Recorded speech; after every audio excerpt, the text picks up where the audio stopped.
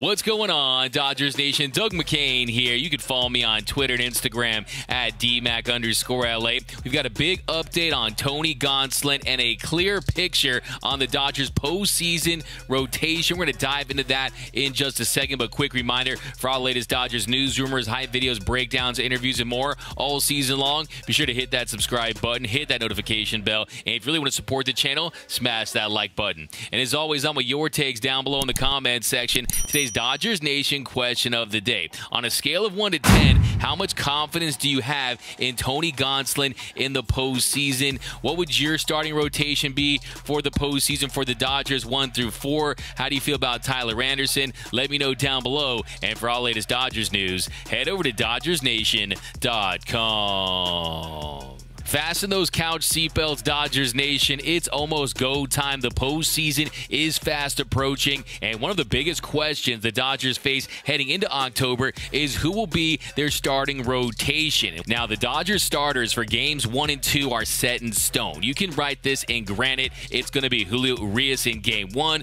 the Urias, and then Clayton Edward Kershaw, King Kersh, going in game 2. And both are postseason ready. Julio's been fantastic pretty much all season long, but the second half he's really kicked it into another gear. He's been great of late. He's ready to roll. And then Clayton Kershaw has been fantastic since returning from the IL. Since returning from that back injury, in 5 starts, 30 innings pitched, he's posted a 180 ERA, a 208 FIP, a 235 xFIP, 36 punch outs to 5 walks, and 3 of those 5 walks came in the first inning of his first start back, where he uncharacteristically issued a bases loaded walk for the first time since 2015. So save for that, he hasn't been walking anyone. He's been dotting that fastball. The slider has been on point as long as he has the feel for that slider. You've seen him throw that curveball with effectiveness. He looks healthy physically. So Kershaw, he's ready to roll. Now, as far as the Dodgers game 3 starter,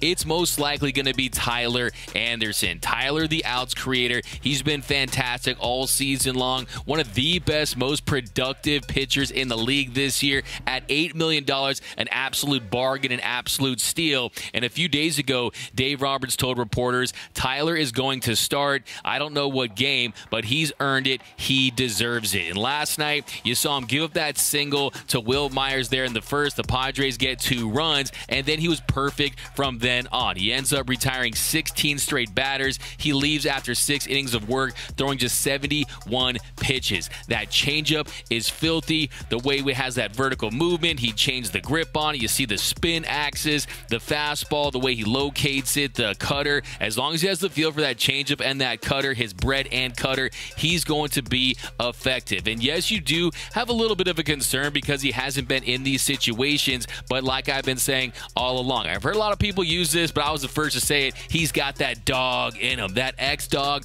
off the charts. Tyler Anderson is the guy that you want to see out there in a big spot. Now, hopefully the Dodgers break out the brooms and make light work of whoever they face in the NLDS, but they're going to need 4 true starters at some point in the postseason regardless. Now, who will be the Dodgers game 4 starter? Well, for a while, we hoped that Dustin May would come back and he would progress to the point where you could trust to give him the ball in a big game 4 or even a game 3, but he hasn't made the progress. He's struggled with command at times, and now he's had the setback with the back injury. Dustin May needed those tune-up starts, but unfortunately, he's going to be out for the remainder of the regular season. But yesterday, he said he's feeling good and that he'll be ready to go for the NLDS. So he's going to have a role, and we've talked about for weeks now. Maybe you see a piggyback situation with a Dustin May and a Tony Gonsolin and a Andrew Heaney, who through the first few times through the order can be very effective as long as he's keeping the ball in the yard. He's allowed 12 home runs in his last 6 starts, so that is definitely an issue. Home run Heaney is a problem at times, but first few times through the order, I think he can be effective and help this team and contribute. Now, Dustin May, we know that now he's probably going to be a short burst guy. You're not going to see him start games and go 5-6 innings or anything like that. And look, the reality is that anytime a guy's returning from Tommy John, it's a process. You're going to have 2 steps forward and 3 steps back at times. The progress isn't always linear, and he has had his ups and downs. If you look at his numbers since returning in 5 starts, starts, a 4.50 ERA, a 4.38 FIP, a 22.8 strikeout rate, and 11 walk percentage. So I still believe he can have a key role for the Dodgers in the postseason. And when you look at his pure raw stuff, it plays up. You talk about a four-seam fastball where you can attack hitters 99, triple digits, hitting 100 on the gun. You talk about that curveball, his other pitches, but I think the big key for him is getting the feel for that two-seam fastball. Just hasn't had the command on it, and they've been hitting his stuff in the zone. So he just has to do a better job in locating his stuff, and I still think that as long as he's healthy, he's going to be able to contribute. I just don't see it as a starter going 5 or 6 innings. I think that is pretty much out of the question at this point. But the big development when it comes to the Dodgers postseason starting rotation is about Tony Gonsolin. Now, the Catman hasn't pitched in over a month, dealing with that forearm strain, and the last we heard was that they weren't going to have enough time to stretch him out to be a starter in the postseason. Well, last night, the Catman was back on the mound. Tony Gonsolin pitched 2 scoreless frames in his rehab start with AAA Oklahoma City, allowing 1 hit on 27 pitches. He gave a leadoff single in the first, then got a double play and a strikeout. And in the second, he struck out the leadoff man, followed by a flyout and a ground out. Last night, he averaged 92.6 miles per hour on his fastball, which is just under the 93.1 miles per hour he's been averaging on the season on that four-seam heater. And he also utilized that 4-pitch mix. So you saw the split change. You saw him go with that curveball. You saw him use other pitches last night. And then right after, he did some bullpen work. So we saw everything that we wanted to see last night. Everything went well. He did check off that box. And if he's feeling good today and he bounces back and that arm is right, then he's going to rejoin the Dodgers next week, and he's going to pitch in their final series against the Colorado Rockies. And yesterday, before the Dodgers' 4-3 extra innings loss to the Padres, before the most recent implosion, and yes, the offense was terrible, going 1 for 17 with runners in scoring position. Yes, the defense was sloppier than a soup sandwich, but still an ugly loss for LA. But before that game, Dave Roberts said 2 very important things when it comes to the Dodgers starting rotation in October. He said that the team's plan is to have a 4-man rotation for the NLDS that begins on October 11th. And then 2, that if things continue to go well for Tony Gonsolin in the final weeks of the season, that there's a possibility that the Catman will fully recover from the forearm strain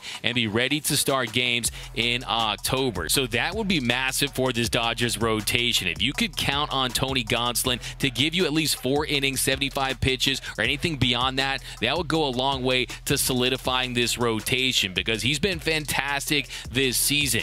A 2.10 ERA, a 3.34 FIP, a 23.7 strikeout rate, 7.2 walk rate, but he's just been able to grind out innings. He made his first All-Star team, and it's just good news for a Dodgers pitching staff that's dealt with a lot of bad news recently. Of course, you lose Walker Buehler for the entire season. It doesn't appear that Blake Trinan is going to come back and have a big impact. And then also Dustin May, he comes back, hasn't pitched as well as they had hoped, and then he goes back on the IL and he has to miss the rest of the regular season. So to get the Catman back would be huge. And yes, he has struggled in his career in the postseason. For his career in October, Tony's posted a 9.45 ERA. He's allowed 6 home runs in 13 1/3 innings pitched. So he definitely has to turn things around. You see his ERA out of the bullpen at over 10. So maybe that's one of the reasons why you want to utilize him as a starting pitcher, because he hasn't had success as a bullpen piece either. So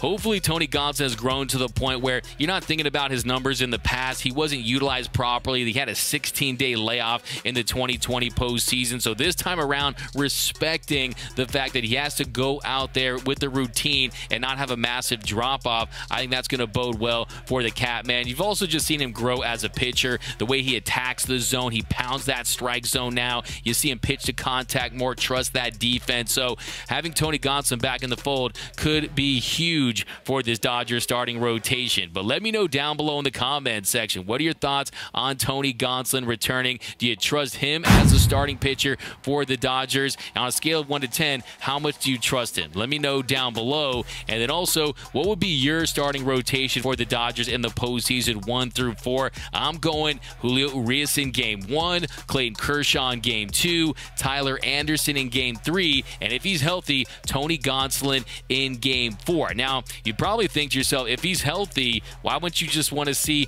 Tony Gonsolin in Game 3? Well, I think in that event, you consider the fact that are the Dodgers up 2-0 at that point? Because Tyler Anderson, he continues to pitch well. You look at his numbers all season long, he's been very solid, and I think he's ready for the job. And Tony Gonsolin is a guy that, yes, he's had a great year, but he's struggled in the postseason in the past, and he's still returning from that injury. Do you really want to deal with a tricky bullpen game where it's not a true starting pitcher, but maybe you have Tony go 4 innings, maybe Dustin may go a few, then Andrew Heaney. So we'll see how it'll all unfold. Dave Roberts also said a few days ago that once we get to the end of the season and we see where we're at, then I think that exercise would be a lot more productive in reference to who will be the Dodgers starting rotation. He would go on to say that the way things have gone this year, it's sort of a pointless exercise right now. Of course, he's talking about all the injuries that have piled up for this Dodgers staff that continues to dominate, that continues to lead the majors when it comes to ERA